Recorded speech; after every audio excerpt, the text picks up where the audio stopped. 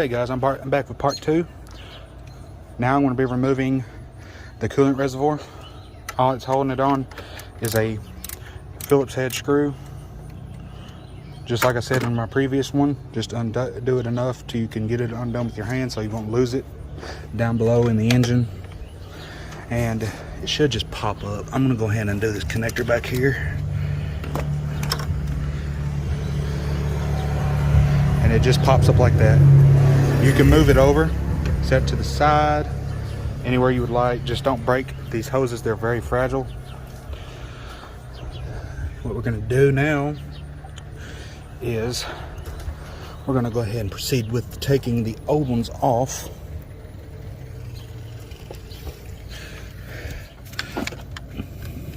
Just like that. These are little weird clips. I'm going to show you why I had to do this. That one's got a little oil on it too. I'll be dang. But these have the little clips on the inside of them. So I had to get that flathead on this side of it and pry it up and pull it out instead of pressing down, pushing in and then taking it out. It's a lot different, and I noticed that. But now we're going to go ahead and proceed. But first, scoot that sensor connector out of the way. And after we get this side out, we're going to spray that down with this mass airflow sensor cleaner. Get that connector a good clean. I'm going to get a T27, if I'm not mistaken.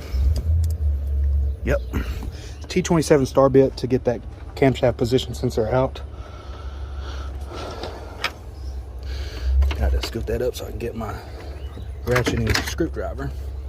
I'm going to set my bit right there. Okay. Now we're going to take that out just enough so you can get it out with your fingers.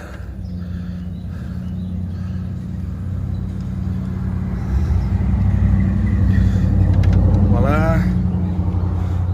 That's the bolt that holds that camshaft position sensor in. Set it right there inside of your parts tray, and this should come out very easily, just like so. But this one seems to be okay. Wait, no, it's not. It's leaking too. Okay, so both of the bottom sides of the engine ones are seeping oil through the actual sensor, which what I mean by that, it's seeping through the connector itself. So I want to set that right here so I don't get it mixed up. And I'm gonna go ahead and give this connector a good spray.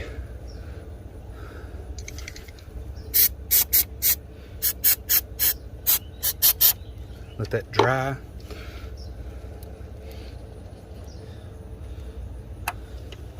And it should give it a better contact point. So I'll be throwing that camshaft position sensor away.